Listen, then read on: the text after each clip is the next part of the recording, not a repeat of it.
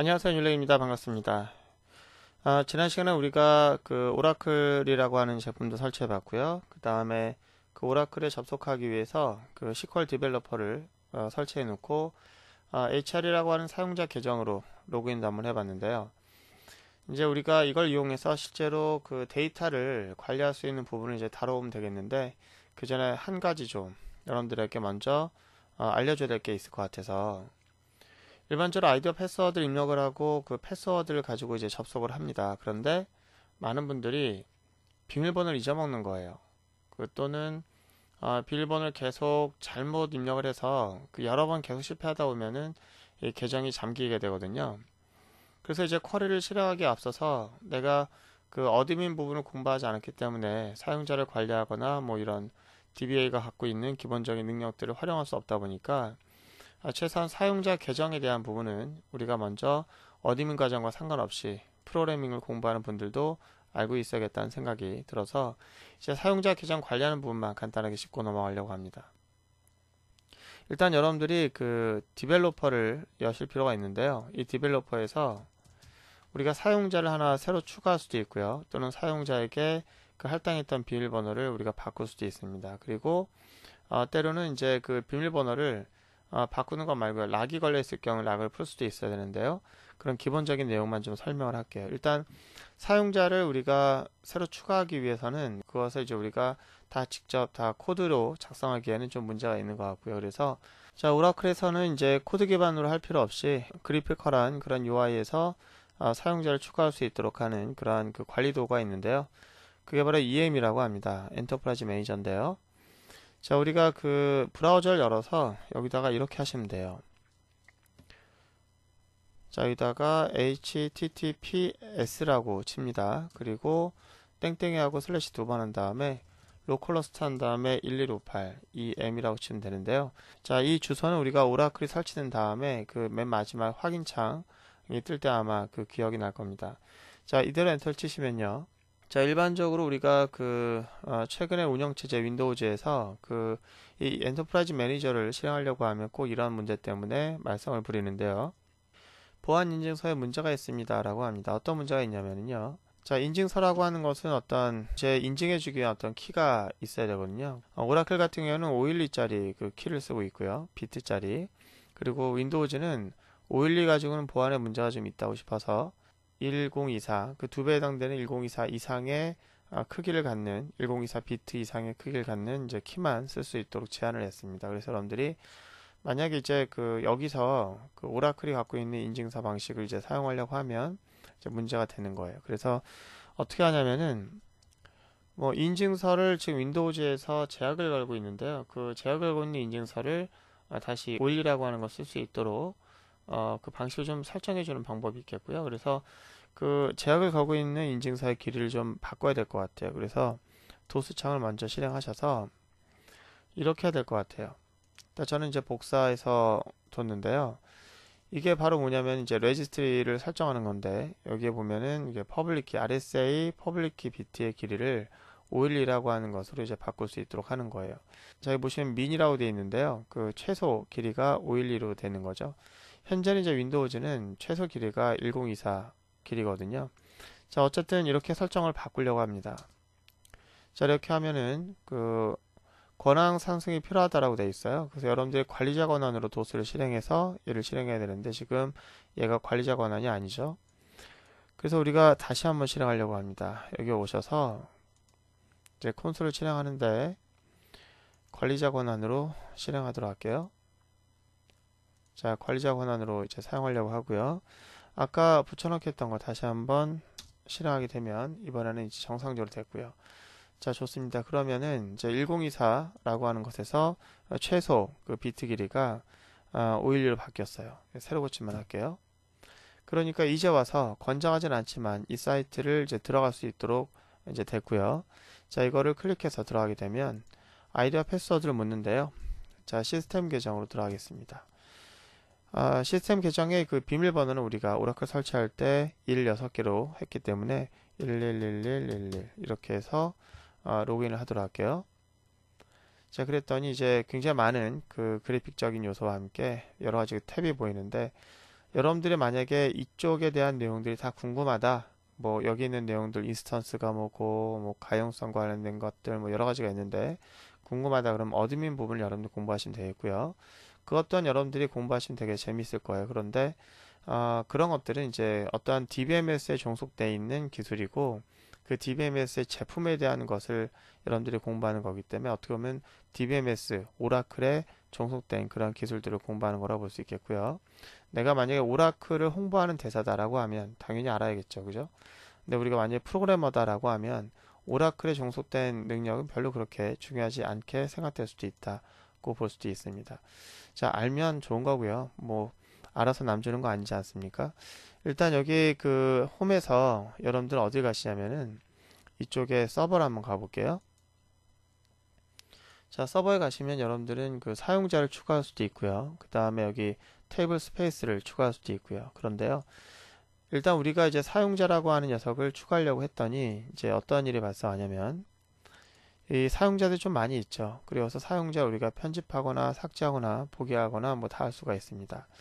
여러분들이 추가하려고 할 때 이 생성이라고 하는 버튼 눌러서 사용자를 추가할 수가 있긴 한데 이 사용자는 테이블 스페이스라고 하는 것을 요구하고 있어요. 그래서 사실은 이제 사용자마다 그 테이블이라고 하는 테이블은 곧 데이터를 저장하게 되는 그런 구조인데요.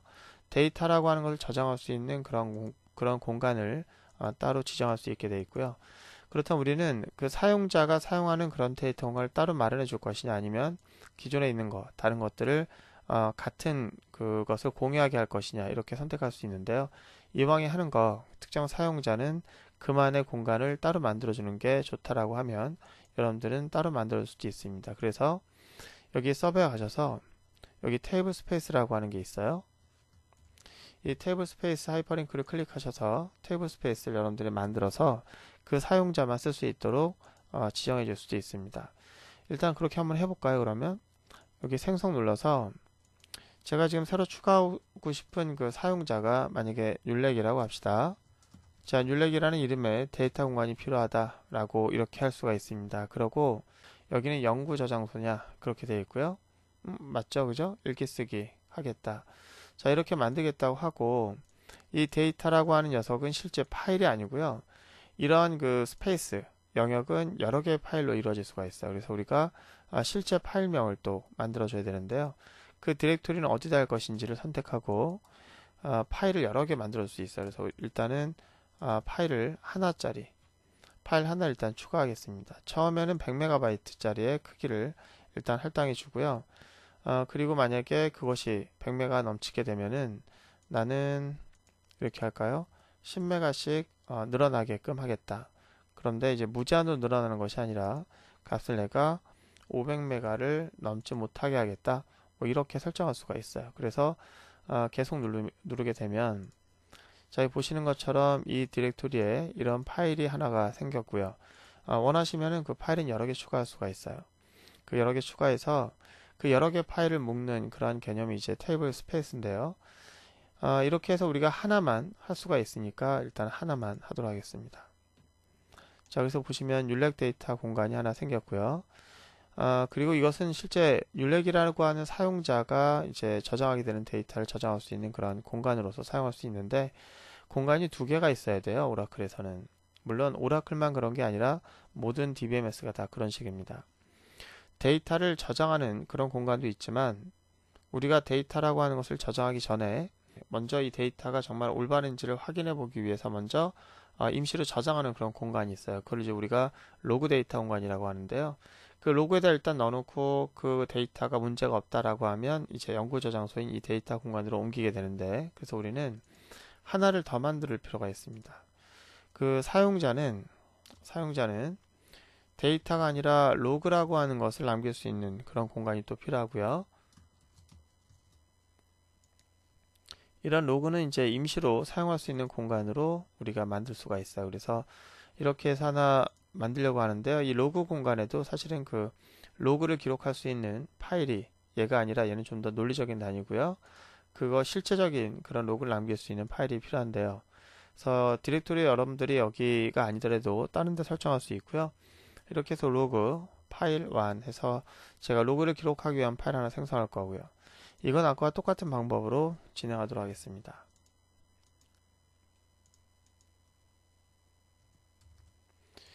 자, 우리가 로그를 만들게 되는데요. 그 로그는 실제로 데이터를 저장하기 위해서 앞서서 처리하는 그런 저장소라고 보면은, 이 로그 데이터가 더 이상 저장할 공간이 없게 되면은 실제로 그 로그가 문제가 있기 때문에 그 다음에 이루어지는 영구 저장할 수 있는 그런 단계가 생략이 돼 버리기 때문에요. 이 로그 데이터 공간이 꽉 차 버리게 되면은 실제 데이터 저장이 데이터베이스에 이루어지지 않아요. 그래서 여러분들이 로그 데이터를 여러분들이 잘 관리하셔야 되는데요. 일단 이렇게 하고 계속 누르겠습니다. 그러면은 지금 보는 것처럼 이제 로그 데이터를 저장할 수 있는 그런 파일도 만들어졌고, 그 녀석은 율렉 로그라고 하는 이름으로 스페이스 공간을 이제 갖게 됐어요. 자, 이렇게 해서 우리가 확인 누르도록 하면요, 우리는 두 개를 만들었는데, 하나는 율렉 사용자를 위한 데이터 공간과 율렉 사용자를 위한 로그 공간 두 가지를 만들었습니다. 자, 그렇게 해서 우리가 율렉을 위한 그런 데이터를 만들었으니까 이제 율렉이라고 하는 사용자를 만들 필요가 있겠죠, 그죠? 그 사용자를 클릭해서 여기서 율렉이라는 이름으로 사용자를 만들 거예요. 그러기 위해서 생성이라고 하는 걸 누를 거고요. 여기다 율렉이라고 한번 써볼까요? 율렉이라고 하고요. 비밀번호는 111111 111111 이렇게 하고요. 자, 테이블 스페이스는 이 사용자가 사용할 데이터 공간으로서 여기다 지정해 주고요. 그 다음에 임시 사용할 수 있는 로그 공간은 율렉 로그라고 선택을 하도록 하겠습니다. 자, 이렇게 하고요. 자, 이렇게 해서 확인 누르게 되면 이제 사용자는 만들어진 거예요. 그래서 보시면 아시겠지만 율렉이라고 하는 유저를 우리가 한번 검색해 보기 위해서 여기서 율렉 한번 검사해 볼까요? 자, 율렉이 나왔네요. 그런데 이제 이 사람은 이제 오픈되어 있고요. 계정이 지금 현재 활성화되어 있고요. 만료일은 2014년 6월 30일이 됐습니다. 자, 보면은 현재 생성됐고요. 다 문제가 없는데 아마도 이 율렉이라고 하는 사용자는 뭐 아무것도 사실 할 수 없는 그런 유저가 될 겁니다. 왜냐하면 이제 허락을 해줘야 될 것이 있거든요. 이 사용자 한번 클릭해 볼게요. 이 사용자는 보시면 아시겠지만 이제 여기 역할자가 연결을 할 수 있네요. 그래서 연결할 수 있지만 우리가 권한이라는 게 하나도 없어서 이 사용자는 어떤 그 테이블을 어떤 데이터를 셀렉트 한다거나 또는 어떤 데이터를 입력한다거나 그런 것들을 아무것도 할 수가 없어요. 연결은 정말 되는지 한번 확인해 보도록 할게요. 그래서 연결 눌러서 이번에는 율렉이라고 하는 유저를 위한 율렉 사용자 사용자 접속이라고 할까요? 자, 이렇게 하고 사용자 이름에다가는 율렉이라고 쓰도록 할게요.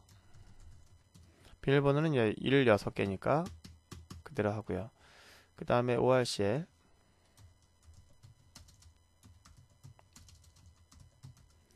자, 이렇게 하고 자, 테스트 한번 해보면 뭐 접속은 연결할 수 있도록 하는 것은 기본적으로 설정이 되어 있었으니까 이제 비밀번호 저장하고요. 그 다음에 이제 테스트를 끝냈으니까 접속을 할게요.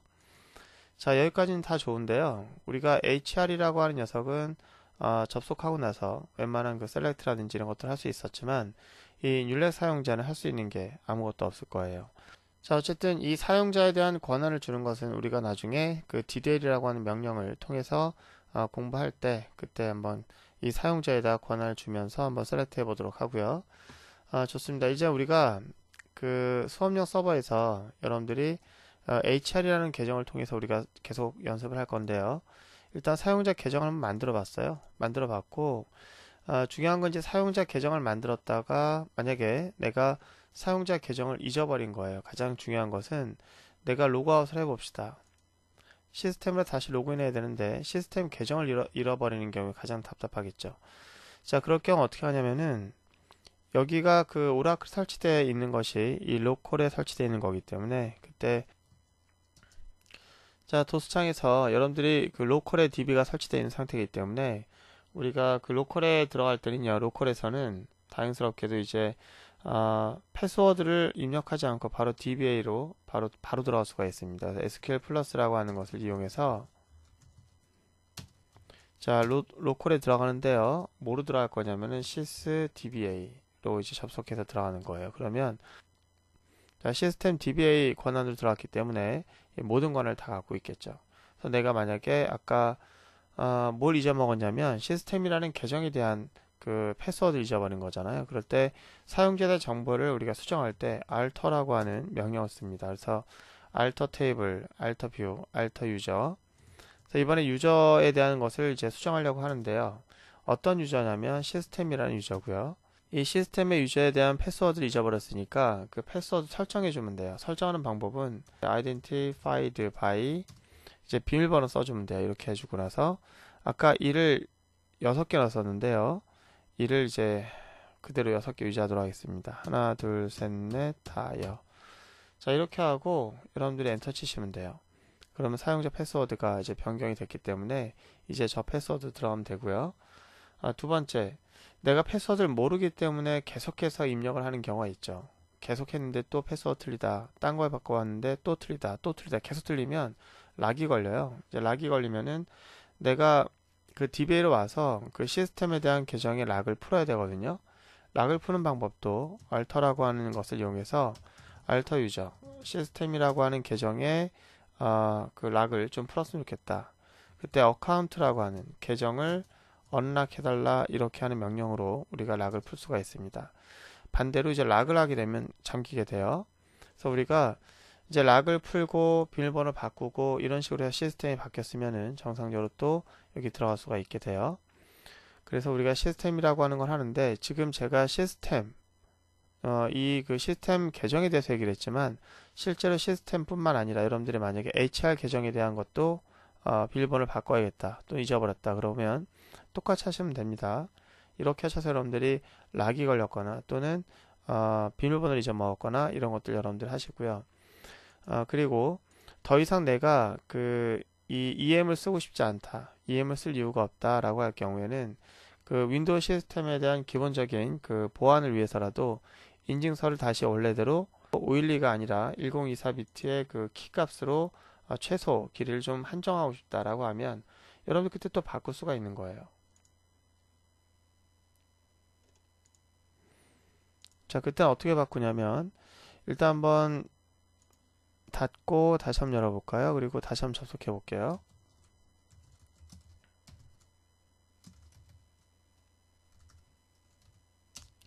자, 지금은 저희가 들어갈 수 있는 그런 그 버튼 활성화되어 있는데요. 다시 도스창을 관리자 모드로 실행하도록 하겠습니다. 자, 여기서 그 도스를 오른쪽 버튼 눌러서 클릭하게 되면 이런 항목이 떠요. 여기서 관리자 권한으로 실행이라고 하게 되면 아까처럼 관리자 권한으로 뜨게 되고요. 이때 우리는 그 미니멈에 해당되는 것을 설정을 하면 되는데요.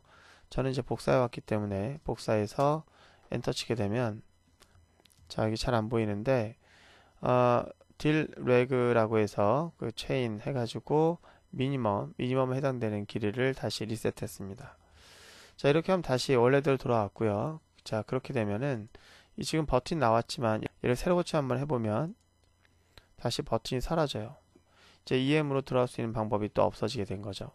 자, 어쨌거나 저희는 이제 지금부터는 EM에 들어가지 않을 겁니다. 그냥 시스템 계정도 하나 가지고 있고 해서 필요한 것은 이제 여기서 해결할 거고요. 오늘은 우리가 EM을 통해서 사용자를 추가해 봤고요. 그리고 시스템 계정에 대한 문제가 발생하게 되면 그것을 해결하기 위한 문제 또는 EM을 접근할 수 없는 것에 대한 문제점들이 항상 일어나기 때문에 간단하게 그런 부분을 좀 알아봤습니다.